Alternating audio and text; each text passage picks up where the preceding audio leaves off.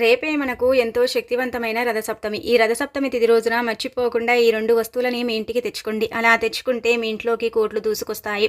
అలానే కాకుండా మీరు కుబేరులైపోతారని చెప్పొచ్చు. కాబట్టి ఏంటంటేనండి, ఈ వస్తువులని మీ ఇంటికి తెచ్చుకోండి. రేపు ఎంతో పవిత్రమైన రథసప్తమి. ఈ రథసప్తమి చాలా శక్తివంతమైనది. మనకు మంగళవారంతో కూడి వస్తుందన్నమాట.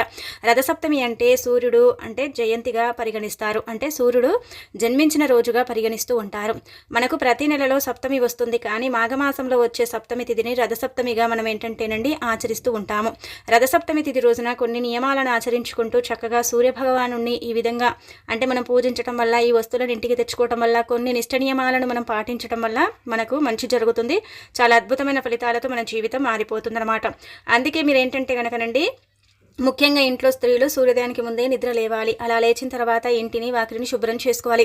ఇలా శుభ్రం చేసేటప్పుడు ఖచ్చితంగా ఇంట్లో పసుపు నీళ్లు చల్లుకుంటే ఇంట్లో ఉండే దరిద్రాలన్నీ కూడా పోయి మనకు చక్కటి ఐశ్వర్యం అనేది సిద్ధిస్తుందన్నమాట. ఆ తర్వాత వచ్చేసి ఏంటంటే స్నాన కార్యక్రమాలు చేయండి. రథసప్తమి తిథి రోజున ఏంటంటే కనుకనండి, 7 జిల్లెల ఆకులను తీసుకుని తలపై, భుజాలపై, అలానే కాకుండా దానితో పాటు రేగుపళ్ళను కూడా ఏంటంటే తలపైన పెట్టుకుని స్నానం చేస్తూ ఉంటారు. ఒకవేళ అవి మీకు అందుబాటులో లేకపోతే మీరు పసుపు కలిపిన నీటితో కూడా స్నానం చేయవచ్చు. అలా చేయటం వల్ల కూడా ఫలితం ఉంటుంది. లేదంటే చిక్కుడు ఆకులనైనా సరే నీటిలో వేసుకుని స్నానం చేస్తే కోటి జన్మల పుణ్యం లభిస్తుంది. చిక్కుడు ఆకుల్లో దివ్యమైన ఔషధాలు దాగుంటాయి కాబట్టి అది నీటిలో వేసినప్పుడు ఏంటంటే అందులో ఉండే ఔషధాలన్నీ కూడా ఏంటంటే ఆ నీటిలోకి వస్తాయి. అలా ఆ నీటితో స్నానం చేయటం వల్ల మనకు జన్మల దరిద్రాలు పోయి కోటి జన్మల పుణ్యం సిద్ధిస్తుందని శాస్త్రమే చెబుతుందన్నమాట. ఇక ఈరోజు ఉతికిన బట్టల్ని ధరించండి. ఎరుపు రంగు బట్టలు ధరిస్తే చాలా అదృష్టం అనమాట. చాలా మందికి కూడా సెంటిమెంట్ ఉంటుంది కదా, మంగళవారం కాబట్టి ఎర్రటి వస్త్రాలను ధరించకూడదు అనుకుంటారు. అలా మీకు ఒకవేళ సెంటిమెంట్ ఉన్నట్టయితే పసుపు రంగులో ఉండే బట్టలు ధరించేసుకోండి, సరిపోతుంది. ఎరుపు ధరిస్తే చాలా అదృష్టం అండి. అంటే ఎరుపు ధరించడం వల్ల సూర్య భగవానుడి యొక్క అనుగ్రహం కలుగుతుంది. ఇలా ఎరుపు రంగు బట్టలు ధరించండి. స్నానం చేసిన తర్వాత ఇంటి ముందు రథం ముగ్గు వేయాలి. ఖచ్చితంగా గుమ్మానికి పసుపు రాసి కుంకుమతో బొట్టు పెట్టుకుని ఇంటి ముందు ఏంటంటే కనుక మనము రథం ముగ్గు వేసుకోవాలి. స్నాన కార్యక్రమాలు చేసిన తర్వాత మనమండి తప్పనిసరిగా సూర్య భగవానుడికి నీళ్లను ఆగ్యం ఇవ్వాలి. ఇలా ఆగ్యం ఇచ్చేటప్పుడు భాస్కరాయ నమః, సూర్యాయ నమః ఇలాంటి నామాలను పట్టించుకుంటూ నీళ్లను ఆగ్యం ఇవ్వటం వల్ల మంచి జరుగుతుంది, మంచి ఫలితాలు కూడా వస్తాయని శాస్త్రమే చెబుతుందన్నమాట. ఈ రోజున ఏంటంటేనండి, కుంకుమను కలిపిన నీటితో కూడా సూర్య భగవాను మనము పూజించవచ్చు. అంటే ఆ నీళ్లను ఆగ్యం ఇవ్వవచ్చు.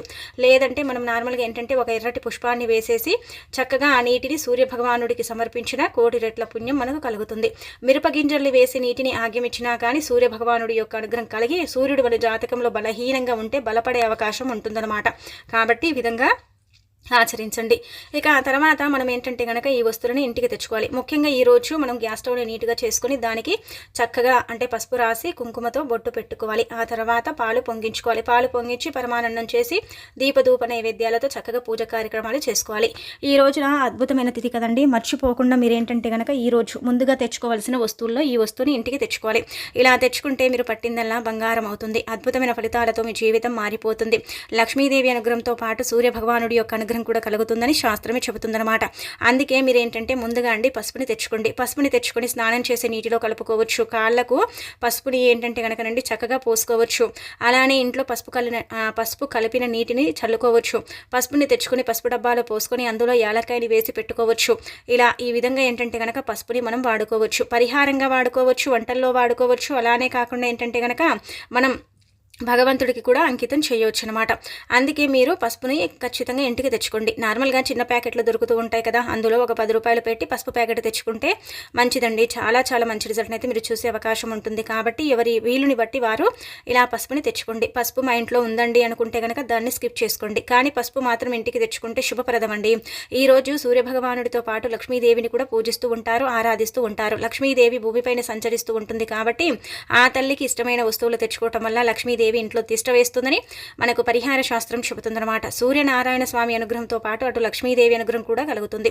సూర్యుడు అంటే డి విటమిన్ కాబట్టి మన శరీరంలో ఒకవేళ డి విటమిన్ తక్కువగా ఉంటే దానివల్ల మనకు ఆరోగ్యాలు సిద్ధించడానికి అవకాశం ఉంటుందండి. ఈ విధంగా ఆచరించుకోండి. ఇక తర్వాత రెండో వస్తువు ఏంటంటే కనుకనండి గోధుమలతో ఈ మాఘమాసంలో ఖచ్చితంగా ఒక్క ఆదివారమైనా సరే, ఈ రోజు రథసప్తమి తిథి రోజైనా సరే గోధుమల దీపాన్ని వెలిగిస్తూ ఉంటారు. గోధుమలు సూర్య భగవానుడికి అంకితం చేయబడతాయి. గోధుమల వల్ల మనకు చాలా లాభాలు కలుగుతాయి. గోధుమల్ని ఈ రోజున ఇంటికి తెచ్చుకోవటం వల్ల మీ సుడి తిరుగుతుంది. ఎంత దరిద్రుడైనా సరేనండి ధనవంతుడు అవ్వటానికి అవకాశం ఉంటుందన్నమాట. అందుకే గోధుమలు మీ ఇంటికి తెచ్చుకోండి. గోధుమలు అంటే గనక మీరు కిలోల కొద్దీ తెచ్చుకోవచ్చు, లేదంటే గనక నార్మల్గా ఒక పావు కేజీ తెచ్చుకోవచ్చు. మీ వీలుని బట్టి మీరు కొద్దిగన్ని గుప్పెడన్ని గోధుమలు కూడా తెచ్చుకోవచ్చండి. గోధుమలు తెచ్చుకొని వాటిని ఏంటంటే గనక చక్కగా నానబెట్టి లేదంటే ఉడకబెట్టి అందులో బెల్లాన్ని కలిపి ఆవుకు పెట్టుకోవచ్చు. అలా కూడా మంచి ఫలితాలు ఉంటాయి. ఒకవేళ అలా కుదరకపోతే మీరేంటంటే గోధుమలతో దీపారాధన కూడా చేసుకోవచ్చు. కానీ తప్పకుండా ఈ రథసప్తమి తిథి రోజున గోధుమలు ఇంటికి తెచ్చుకుంటే మంచిదని శాస్త్రం చెబుతుందన్నమాట. అందుకే గోధుమలు ఇంటికి తెచ్చుకోండి. ఇంటికి తెచ్చుకుంటే మీ సుడి తిరుగుతుంది. గోధుమలు ఇంటికి తెచ్చుకున్న తర్వాత మీకు అంటే పరిహారంగా ఏదైనా సరే చేసుకుంటే బాగుండు అనుకుంటారు కదా, అలాంటి వాళ్ళు ఏంటంటే ఇప్పుడు చెప్పే ఈ పని చేసేసుకోండి, సరిపోతుంది. ఒక తమలపాకు కానీ లేదంటే గనక మందారాకుని కానీ తీసుకోండి. ఇలా తీసేసుకున్న తర్వాత దానిపైన ఏంటంటే గనక గుప్పెడన్ని గోధుమలు పొయ్యండి. గుప్పెడంటే గనక మందారాకు చిన్న సైజులో ఉంటే కొద్దిగన్ని గోధుమలు పొయ్యండి, 1 టీ స్పూన్ అన్ని, లేదంటే పెద్దగా ఉంటే 2 టీ స్పూన్లన్నీ గోధుమలు పోసుకోండి. ఇలా పోసేసిన తర్వాత దాంట్లో బెల్లం పెట్టేసి దీన్ని తీసుకెళ్లి శివాలయం ప్రాంగణంలో వదిలేసి మీ మనసులో బలంగా ఏదైనా కోరిక కోరుకోండి. అలా కోరుకోవటం వల్ల అద్భుతమైన ఫలితాలు వస్తాయి. మీ కోరిక కూడా ఖచ్చితంగా తీరిపోయి మీరు కుబేరులు అయిపోతారు. అలానే భగవంతుడి యొక్క అనుగ్రహంతో మీ జీవితమే అంటే మారిపోతుంది. మీ లైఫ్లో మీరు ఎంతో అంటే గొప్ప స్థాయికి ఎదగటానికి కూడా అవకాశం ఉంటుందని చెప్పొచ్చు. కాబట్టి గోధుమలు తెచ్చుకున్న తర్వాత వాటితో ఈ పరిహారం చేసుకుంటే మంచి రిజల్ట్ అనేది మీరు చూడగలుగుతారు. కావున ఈ విధంగా ఈ యొక్క గోధుమల్ని కూడా మనం ఇంటికి తెచ్చుకోవచ్చు అనమాట. మన ఇంటికి తెచ్చేసుకుని ఈ విధంగా పరిహారం చేయొచ్చు. గుర్తుపెట్టుకోండి, అలా మనము మందారాకులో కానీ లేదంటే తమలపాకులో కానీ పెట్టి కూడా ఆవుకు పెట్టడం వల్ల కూడా ఆవు యొక్క అనుగ్రహం కలుగుతుంది. ఆవులో సమస్త దేవతలు కొలువై ఉంటారు. కాబట్టి ఈ రోజు మనం తెచ్చుకున్న తర్వాత ఇలా గోమాతకు తినిపించుకోవచ్చు, గోవు అనుగ్రహాన్ని పొందవచ్చు.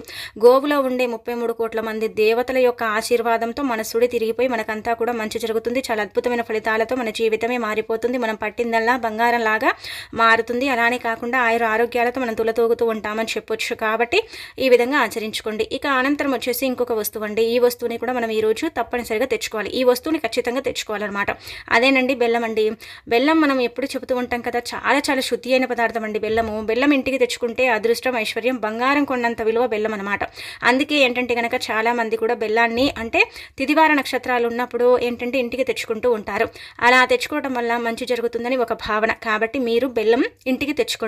ఇంటికి తెచ్చుకొని పరమానందం చేసుకోవచ్చు. బెల్లం అంటే లక్ష్మీదేవికి నివేదన చేయొచ్చు, భగవంతుడికి నివేదన చేయొచ్చు, ఇష్టదేవానికి కూడా అంటే బెల్లం నివేదన చేయొచ్చు. కాసేపు పూజ గదిలో ఉంచి ఆ తర్వాత ఏంటంటే కనుక ఆ బెల్లాన్ని మనమండి వంటల్లో వాడుకోవచ్చు అనమాట. ఇలా కూడా బెల్లంతో ఈ విధంగా ఏంటంటే పరిహారం చేయొచ్చు. బెల్లమే కదా అనుకుంటాం, కానీ బెల్లం చాలా చాలా పవిత్రతను కలిగి ఉంటుంది. బెల్లం చాలా శుద్ధి అయినది. భగవంతుడికి అలానే కాకుండా దేవతలకు, దేవుళ్లకు ఇష్టమైనది బెల్లం. కాబట్టి బెల్లాన్ని ఇలాంటి తిదివార నక్షత్రాల్లో మనము బెల్లమైన సరేనండి కొని తెచ్చుకోవాలి. అలా తెచ్చుకుంటే మన సుడి తిరిగి మనకంతా కూడా మంచి జరుగుతుందన్నమాట. బెల్లం ముక్క తెచ్చుకున్న తర్వాత ఏంటంటే కనుక ఈ రోజండి ఈ బెల్లం ముక్కలో నుంచి చిన్న అంగుళం ముక్క తీసుకోండి. ఇలా తీసేసుకున్న తర్వాత ఈ బెల్లాన్ని మీరు ఏంటంటే కనుక చక్కగా గుర్తు పెట్టుకోండి. ఈ రోజు రావి చెట్టుని తాకటం, రావి చెట్టు చుట్టూ ప్రదక్షిణ చేయటం, రావి చెట్టుకు నమస్కారం చేయటం ఇవన్నీ కూడా చేస్తాం కదా.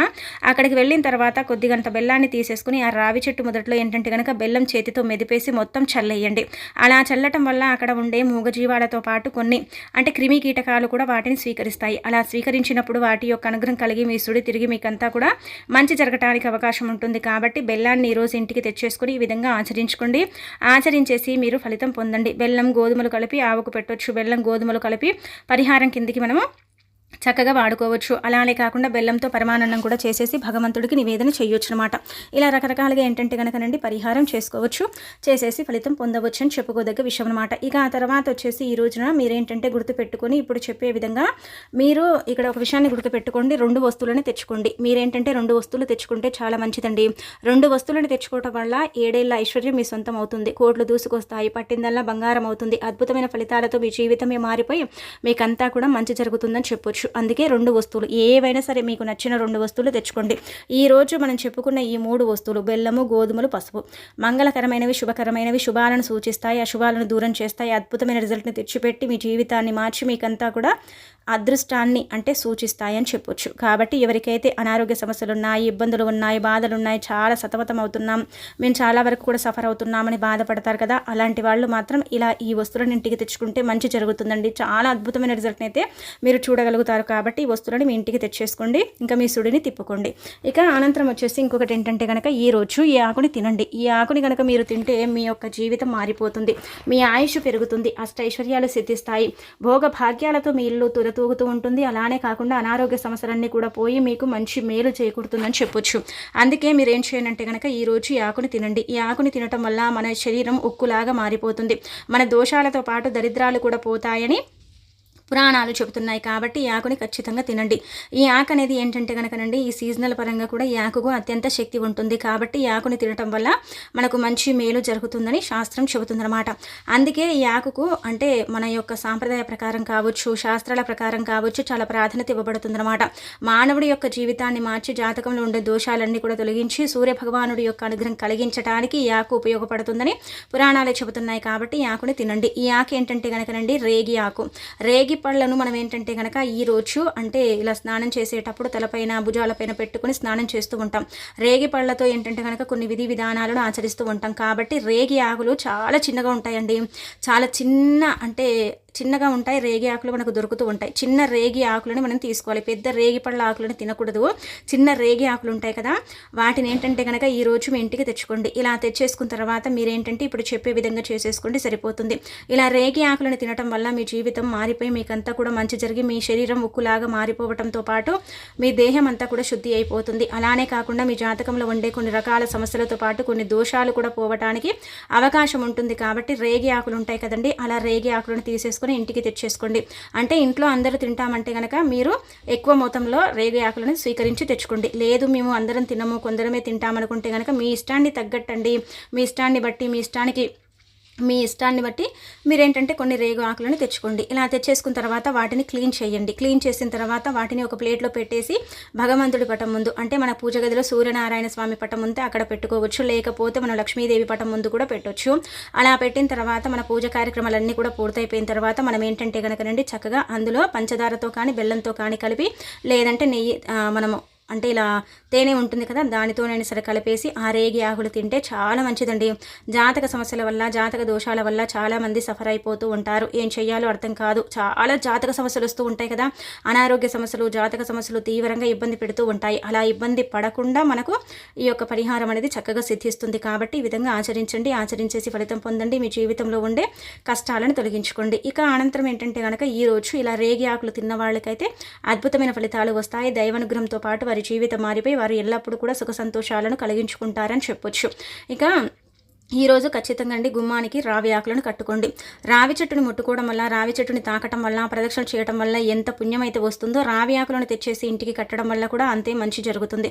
అలాగే అంతే మేలుని మనం పొందడానికి కూడా అవకాశం ఉంటుంది. కాబట్టి ఈరోజు రావి ఆకులను తెచ్చేసుకుని ఇంటి గుమ్మానికి కట్టండి. 11 ఆకులు కానీ, 5 ఆకులు కానీ, 7 ఆకులు కానీ, 9 ఆకులు కానీ రావి ఆకులను తెచ్చేసుకుని ఈరోజు ఏంటంటే కనుక గుమ్మానికి కట్టుకోవాలి. గుమ్మానికి ఎవరైతే రావి ఆకులను కడతారో వారి జీవితంలో ఉండే కొన్ని రకాల సమస్యలతో పాటు కొన్ని బాధలు కూడా పోతాయని మనకు శాస్త్రాలే చెబుతున్నాయి. కాబట్టి రావి ఆకులను ఇంటికి తెచ్చుకొని కట్టుకోండి. అలా కట్టడం వల్ల సర్వ రోగ నివారణ అనమాట. అంటే ఇంటి పరంగా ఎన్నో ఇబ్బందులు ఉంటూ ఉంటాయండి. ఇప్పుడు రోగానికి ఎలాగైతే మందు ఉంటుందో ఇంటి పరంగా కూడా దోషాలు దృష్టిని తొలగించుకోవడానికి అలాగే ఒక రకంగా చెప్పాలంటే పరిహారాలు కూడా ఉంటాయన్నమాట. అందుకే చాలామంది కూడా రథసప్తమి తిథి రోజున రావి ఆకులను ఇంటి గుమ్మానికి కడుతూ ఉంటారు. మీరు కూడా మీ ఇంటి గుమ్మానికి రావి ఆకులు కడితే చాలా మంచిది. రావి ఆకులు కట్టడం ఒకవేళ ఇష్టం లేకపోతే చిన్న చిన్న కొమ్మలండి, మనం మండలు అంటాం, కొమ్మలు అంటాం కదా, చిన్న చిన్నవి అవి విరుచుకొచ్చుకోండి. అలా విరుచుకొచ్చుకున్న తర్వాత ఆ యొక్క మండలను ఏంటంటే కనుక మీ ఇంటి గుమ్మానికి చెక్కండి.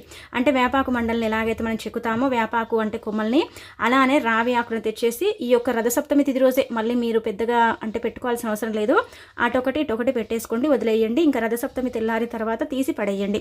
అలా చేయడం వల్ల ఏంటంటే మంచి ఫలితం ఉంటుందన్నమాట. చాలా అద్భుతమైన ఫలితంతో ఏంటంటే మన ఇల్లు తులతూగుతూ ఉంటుంది. మన ఇంటికి పట్టిన పీడలన్నీ కూడా పోతాయి. నరదిష్టి నుంచి కూడా మనం బయటపడటానికి అవకాశం ఉంటుంది. కాబట్టి ఈ రోజున ఈ విధంగా ఆచరించేసి ఫలితం పొందండి. అలానే కాకుండా మీకుండే ఇబ్బంది అంతా కూడా తొలగించుకోండి. రావి ఆకులను కట్టడం వల్ల అయితే మీరు అద్భుతం చూడగలుగుతారని చెప్పొచ్చు. అలానే కాకుండా ఏంటంటే రావి చెట్టుని తాకడం వల్ల కూడా మీకైతే 1,000,000 జన్మల పుణ్యం లభిస్తుంది. జన్మల దరిద్రాలు పోతాయి.